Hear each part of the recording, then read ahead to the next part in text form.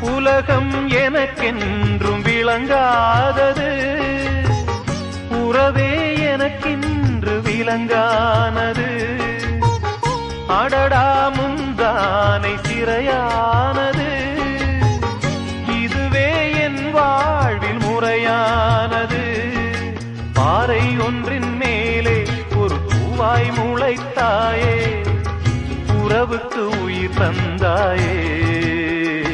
நானே எனக்கு நண்பன் இல்லையே, உன்னால் ஒரு சொந்தம் வந்ததே.